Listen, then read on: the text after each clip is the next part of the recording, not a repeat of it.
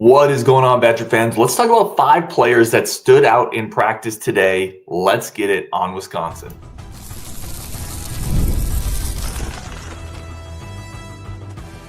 You are Locked On Badgers, your daily podcast on the Wisconsin Badgers. Part of the Locked On Podcast Network, your team every day. Yes, what is going on, Badger fans? Welcome to Locked On Badgers, your team every single day, part of the Locked On Podcast Network. I'm your host, Ryan Herrings. Thank you for being here. Thank you for making this your first listen and being an everydayer. Really do appreciate you. I have a bit of a different, obviously, audio visual setup here, so hopefully everything sounds great. I had to do some tinkering, and then the hotel router went down, but I think it's all set up. But big show today. Let's talk about practice standouts, some big picture kind of schematic stuff we saw, and a few of the younger players that stood out to me as well. Definitely always want to say, I also want to start here before I get into practice standouts.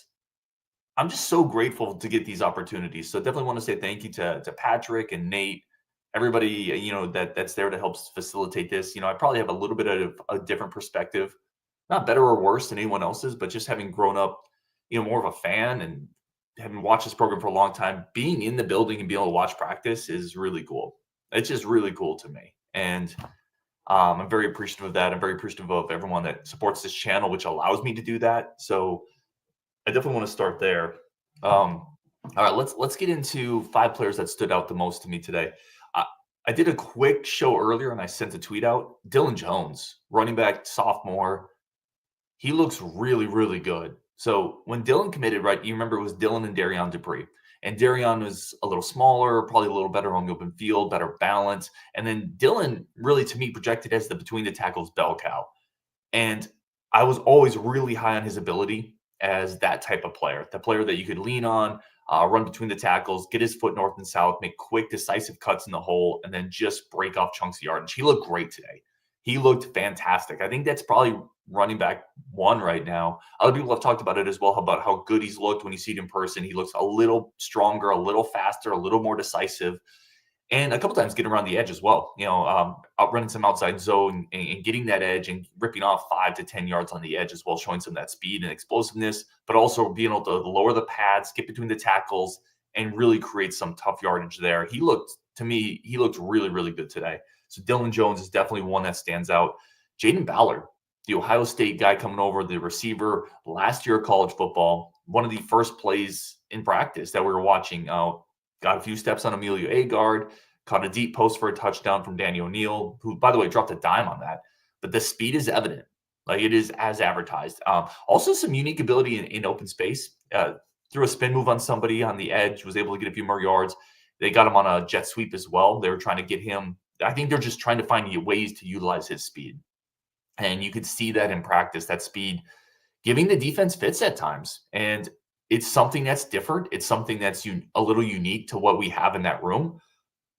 It's real. Like, that's going to be an element of this offense. I don't think that's early in spring. You always have to differentiate. Like, there's what's smoke, what's not. I think the Ballard stuff is real. Now, what does that mean? What does real mean? It doesn't necessarily mean 60 catches and 1,200 yards, but it could definitely mean 20 to 30 catches and like 17 yards a pop. So that deep threat ability, I think he has all of that. So I was really, really excited to see him. And I think he delivered based on what I was hoping to see.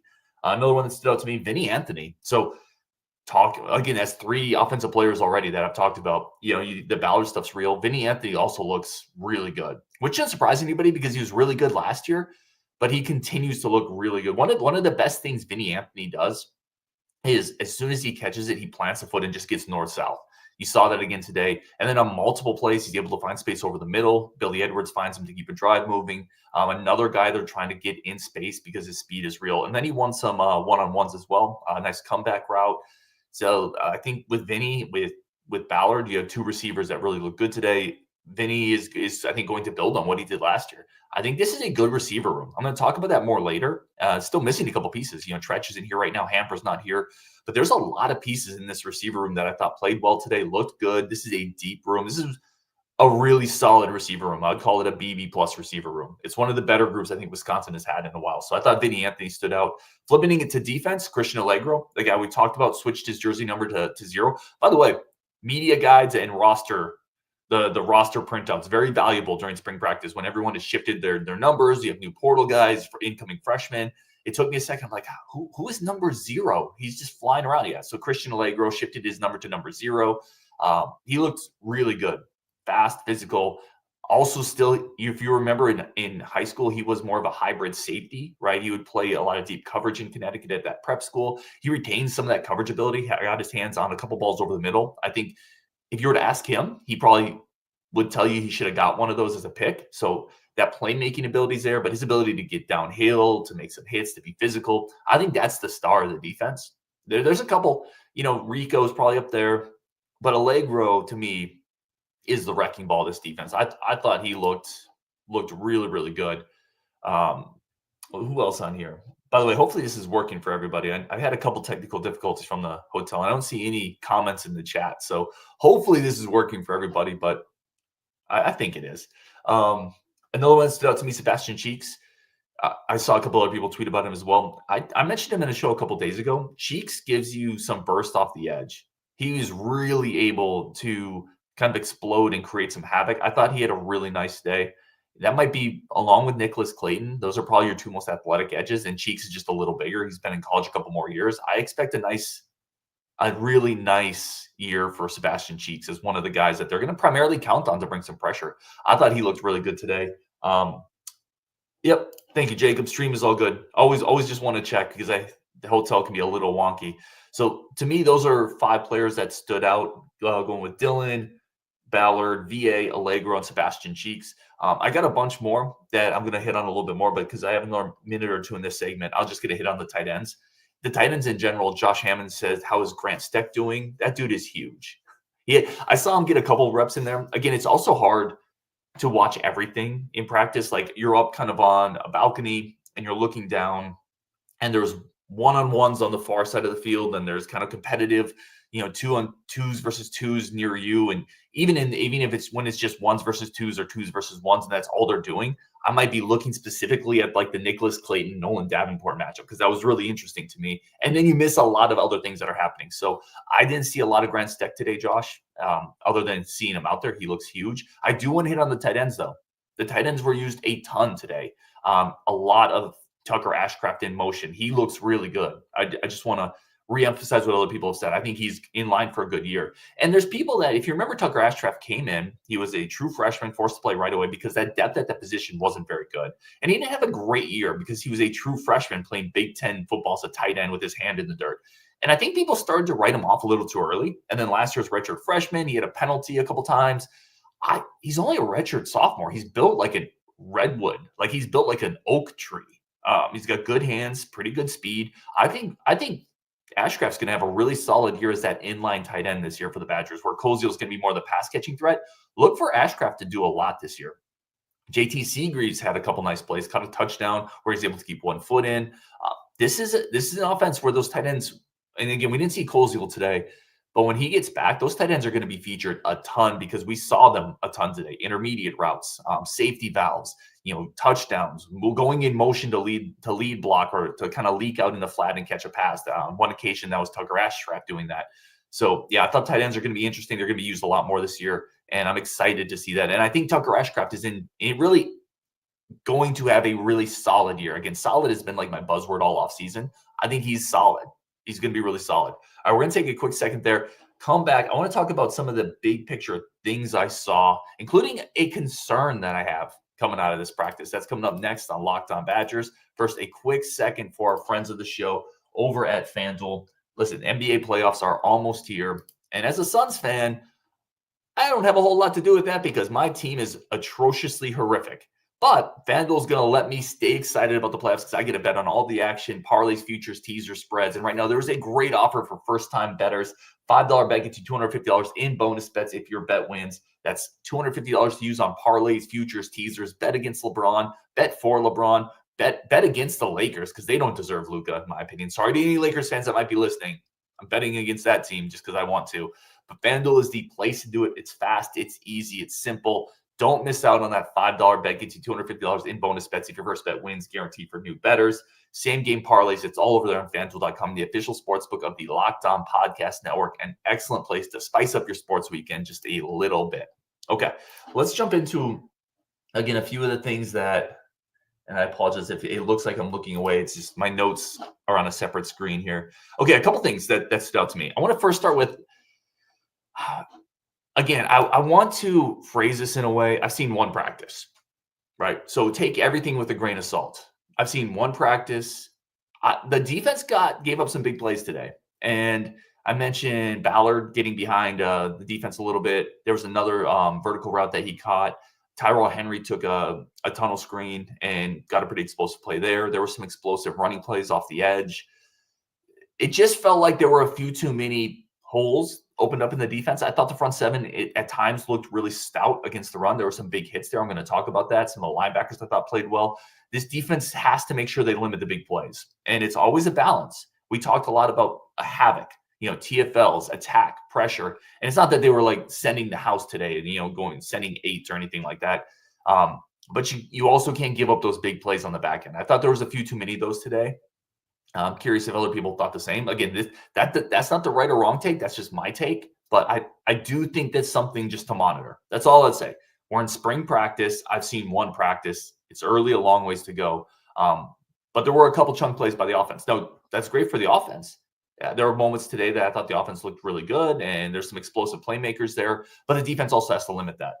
All right, next big picture thing that stood out to me. I love this. So it is glory to see the return of the jet sweep, of the motion, of a little more power football, of seeing a tight end come across the formation, of just some things that create eye candy for the defense. Now, we've been reading about it. If you've been following, all the great reports that guys like Osen and Bartholomew and Polzine and Johnny Mac's team and with Seamus and Donnie, all these people have put out great stuff. And they talked about how the offense has more motion. It's going to look a little more like older Wisconsin. But seeing it in person, it got me excited. It got me excited to see, these are a couple of things that I was able to see.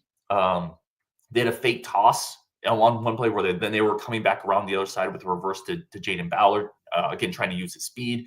They had a quarterback power sweep near the goal line where they got I forget who the offensive lineman was, but they got out ahead of Billy Edwards, and he was able to run in for a quarterback power sweep. They had Tyrell Henry on a tunnel screen that went for a big gain. They were running a little bit of a motion counter jet sweep.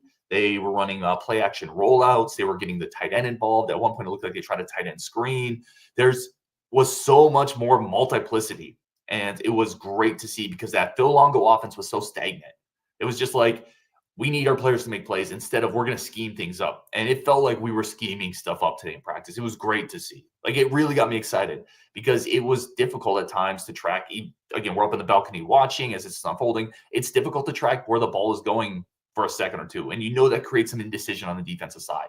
I think it's going to help a lot. I really think it's going to help a lot. I'm very excited to see Grimes kind of continue to implement his offense. I think there's some real playmakers there. And then I want to talk about Billy Edwards. Billy Edwards looked to me, it just looks like we're back to competency at quarterback. And I hate to say it because I don't want to Locke was in some ways unfairly put in the middle of a season into a position where he hadn't been getting starter reps, and that offense was kind of broken anyway. And it was just tough. That's a brutal schedule. But Billy Edwards Jr. is going to give us something on quarterback that we haven't had in a couple of years. And that's, I think, at least a high floor. Middle of the pack competency. A couple really nice throws. They dropped a dime down the right sideline to Jaden Ballard in between the safety and the corner. That was in between, I think, Austin Brown and Nizer Forkeren. Just a dime. A couple other plays rolling out to the right, able to buy time. He had a really nice play near the goal line where he was rolling out, buying time. Again, what have teams frustrated us with? The Ohio States, the Oregons, those teams where the quarterback is just toying with you because he can buy 3 or 4 more seconds. So near the goal line, Billy Edwards Jr. rolls out, buys time, and then he gets Aaron Witt in a situation where Aaron Witt now either has to guard Chris Brooks or he has to come up and take Billy. He comes up, take Billy. Billy drops a little pass off to Chris Brooks touchdown. It's those little things. It's those little frustrating moments for a defense in the game where a quarterback can just stand out and create something out of nothing. Billy Edwards Jr. gives you some of this. He gives Wisconsin some of that element that they haven't had in years.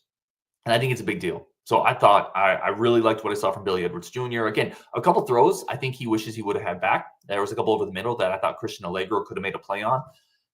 It's not perfect. He's not a perfect quarterback, but I gets a lot closer to competency than I think we've had in a couple years. So that was exciting to me. Other quarterbacks, let's talk a little bit about Daniel Neal. Daniel Neal has been comped a little bit to Braden Locke in terms of size. I can see that, but he's more mobile. He has more mobility to him. Also had a couple really nice throws. I think he's got kind of the arm that Locke had, but with more mobility, the ability to tuck it and go. He had a nice, towards the end of practice, 10 to 15 kind of yard run where he just tucked it and went. I think that alone gives him a little more flexibility than you had with a guy like Braden Locke, who just didn't have the leg speed or the ability to move the pocket the way Daniel Neal does. So I said it in a previous show, and I'm going to stick by it. I think the Badgers upgraded at quarterback 1 this offseason. I think they upgraded at quarterback 2, and I think they upgraded at quarterback 3. Didn't see a ton of Carter Smith today. Didn't get a ton of reps, and nothing dramatically stood out to me, but I do think they've upgraded at every quarterback spot. I think that's a big deal. Next big thing that we saw, size is evident. I just mentioned I thought the defense gave up a couple chunk plays, but they were also very evidently bigger, stronger, stouter. Some of those dudes, I mean, Perkins has the build of a refrigerator. He looks huge, man. Barton, you can tell, looks a lot bigger. Peterson looks bigger. Perkins, Walker. Walker had a couple really nice plays. Perk had a couple plays where he was bouncing around and he blew up a few guys. It's just bigger. It's a stouter defensive front. I think there's a lot of work that's still going to go into how do we use these guys? What's the best package? And that's something they didn't do, in my opinion, a great job of last year, trying to figure out how to use all these pieces. They're going to have to figure that out this year because there's a lot of pieces that I think are intriguing. And you still have a guy like Reiger, who he was out there a little bit walking around, but you can tell he's not getting reps right now. But when he gets back in the fold, how do you use him? How do you use all these new pieces and still incorporate a Dilin Johnson from last year, a Ben Barton from last year? Brendan Lane had a couple nice plays today, back-to-back tackles where Whitlow he was really fired up for Lane, had a couple really nice plays there. So there's a lot more size and there's more numbers in that front seven. They're going to have to figure out how to use them. The other thing I would say is I mentioned Tackett, or I mentioned Allegro. I'm going to mention Tackett as well. I thought both of those players had really nice plays. Tackett Curtis kind of went sideline to sideline in a few spots, went out to flat to tackle. I don't know who was out there, if it was Atuka or Dupree early, or I forget who, but went on and flat, made a one-on-one tackle that prevented a touchdown. A couple really nice plays in the hole as well. Again, I mentioned Allegro already. I thought they looked like they had a little more room to move around, and I think that's probably a direct reflection of more size and physicality up front. So I think that is really, really nice to see. I am convinced this defensive front will be more stout than it was last year. It'll be more physical. There's going to be some more disruption. I still want to see more, though. I want to see more before I'm going to plant the flag and say, yeah, I think this defense is going to create a ton of havoc, because I'm just not sure yet. And I know some people are really high on some of these transfers coming in. I think it's a really interesting, intriguing group, but I'm not sure yet. I'm not sure if we go past the solid level. Like, I think we're going to get to solid. Is there enough star power on the defensive line or in the front seven to get us to above that? I'm not sure, to be honest. I need to see more. I thought the offensive line did a pretty good job today protecting the quarterbacks. I thought they opened up some running lanes. So obviously that comes at the expense of the front seven. But I do think the offensive line is going to be good. So that's not necessarily a negative. A couple other notes I put in here. And this just speaks, again, I was just typing notes quickly because you're trying to type notes. I just put Parker Peterson's a big dude. Corey Walker is big. Yeah. Again, the size is evident there. I think that's really interesting to see. We're going to take a quick break there, come back. I want to talk to you about the deep receiver room and a couple true freshmen that I thought stood out as well. That's coming up next on Locked On Badgers. First, a quick second for friends of the show. Also, a quick second, as always, to say thank you for tuning in to Locked On Badgers. Thank you for being in every day. I really do appreciate y'all. Let's say on the deep receiver room. This is another thing I wanted to talk about. So I mentioned Ballard. I think that speed's going to play. I thought he had a good practice. People have talked about him a lot this spring. I thought Vinny Anthony looked really, really sharp today. That's two dudes right there. Again, you're missing Tretch, you're missing Hamper. Chris Brooks looked really good today. And I've been talking about him since last year, thinking, man, I want this guy to get an opportunity because his hands are really good. He catches what he can get to, and he's got a big body. He gives you something a little different. He's physical. I think he can block a little bit. I definitely can block a little bit. But I also think he can be just that possession, bigger-bodied receiver who can get over the middle, get in the red zone, box somebody out. He had several catches today. Had a touchdown, had a couple other nice plays. I thought he looked really good. So Brooks is throwing his name in the hat. And again, he's a guy that's been hurt for a couple years on and off. It's nice to see him healthy. He could play a role this year. And then you had Quincy Burrows today. Burrows got a really nice go route down the sideline. That was from Danny O'Neal. Or no, that was from Billy Edwards, I think.